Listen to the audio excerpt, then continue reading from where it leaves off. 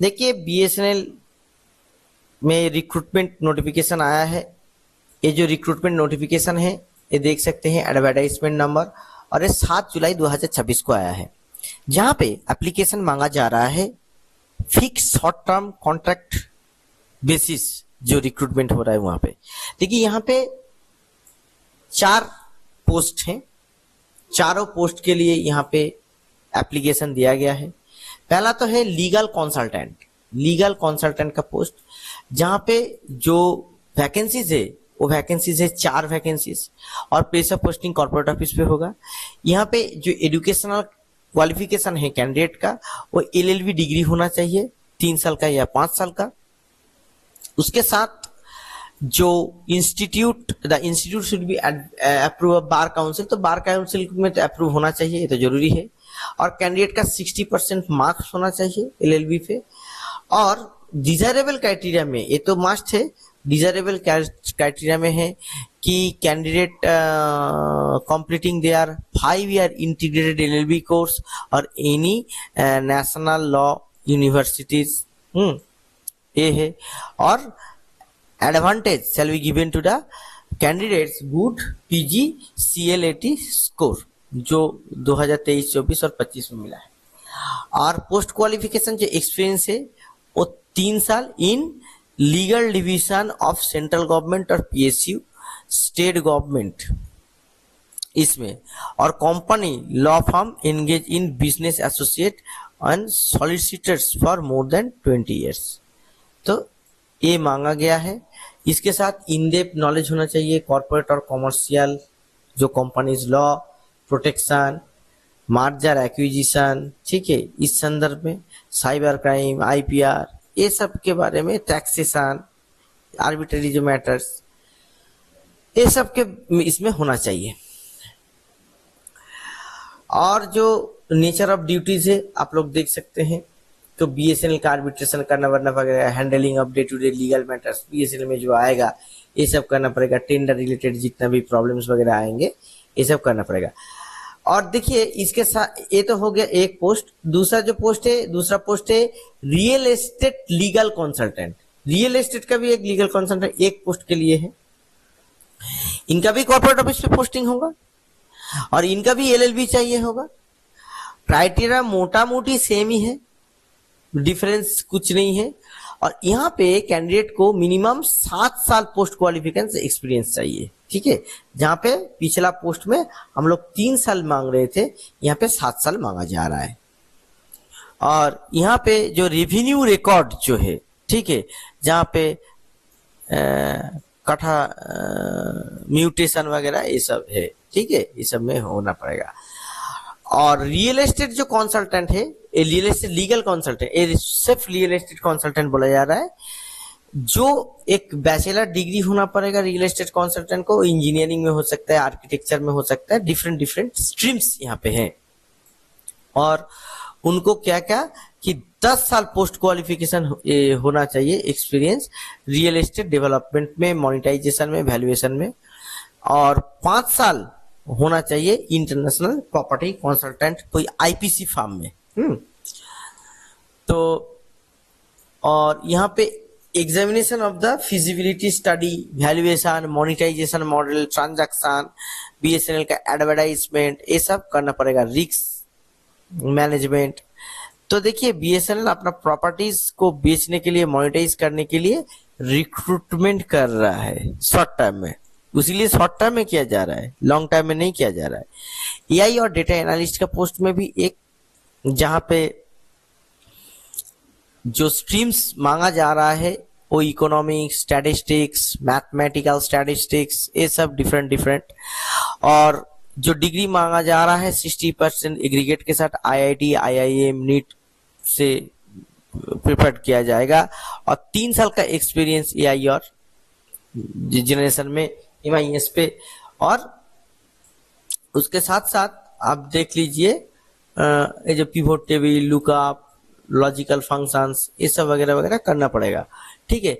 और देखिए यहाँ पे हम लोग आते हैं कॉन्ट्रैक्ट पीरियड पे। देखिए 3 साल का कॉन्ट्रैक्ट होगा, 1+1+1, 1 साल के बाद एक्सटेंशन होगा। दूसरा क्या है, initial tenure of engagement of person concern 1 year from the date of joining, maximum extended. और देखिए जो परफॉर्मेंस है कंसल्टेंट का, वो आपको रिव्यू किया जाएगा, फिर दूसरे साल के लिए उनको लिया जाएगा, ये सब। और यहाँ पे जो परफॉर्मेंस बेसिस पे होगा तो वहां पे बोर्ड ऑफ डायरेक्टर एचआर का अप्रूवल लगेगा। एज लिमिट देखिए, candidate shall not be more than 32 years old. 32 मतलब 32 साल। 32 साल से ज्यादा नहीं होना चाहिए कैंडिडेट का उम्र, यानी कि फ्रेश कैंडिडेट चाहिए 3 साल के लिए। आप अपना हिसाब करके देखिए, जिनको पूछाएगा वो लोग करेंगे। देखिए यहाँ पे जो ऑनलाइन रजिस्ट्रेशन है वो रजिस्ट्रेशन 9/7/2026 से चालू हो रहा है और 8/8/2026 को खत्म होगा, 1 महीना चलेगा। तो रजिस्ट्रेशन प्रोसेस आपको bsnl.co.in पे मिल जाएगा। और डिस्क्वालिफिकेशन है कि मैरिज वाला चीज जो है, जो सीडीए रूल है, वो सीडीए रूल के हिसाब से है, उसको देख लीजिएगा, इसमें ज्यादातर बोलने का कुछ है नहीं। और जो सिलेक्शन प्रोसीड्योर है, सिलेक्शन प्रोसीड्योर क्या होगा, पहले एवोल्यूशन होगा, उसके बाद यहाँ पे स्क्रीनिंग टेस्ट होगा।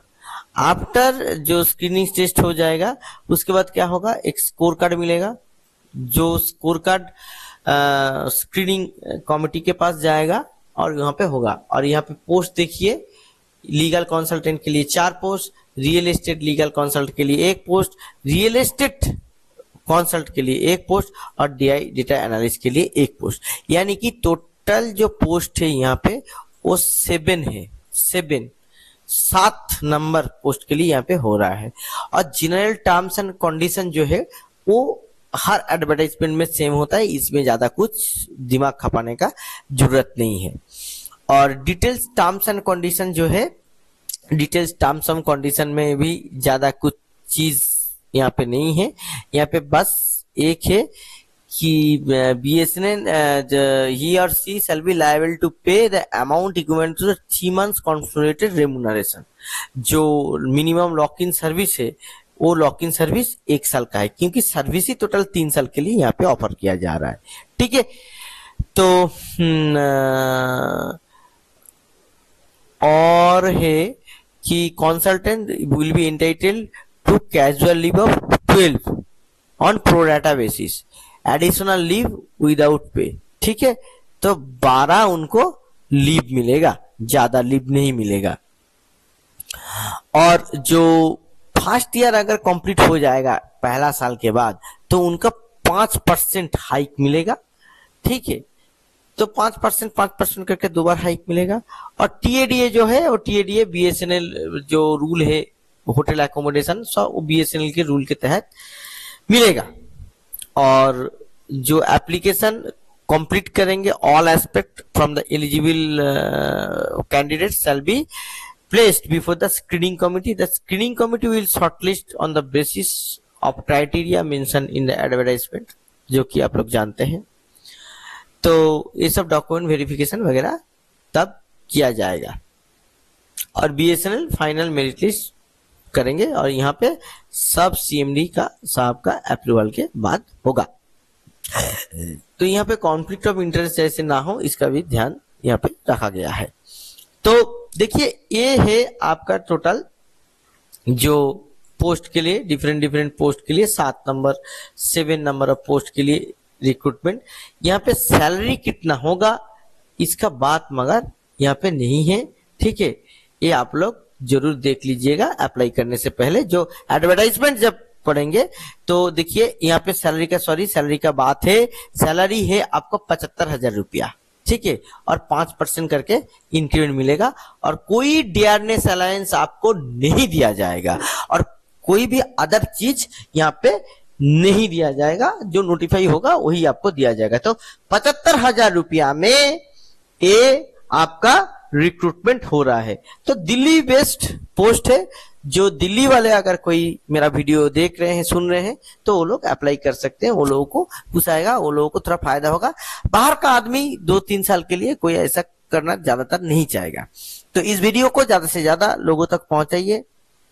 जो लोगों को जॉब का जरूरत है वो लोग जरूर अप्लाई कीजिए। नमस्कार।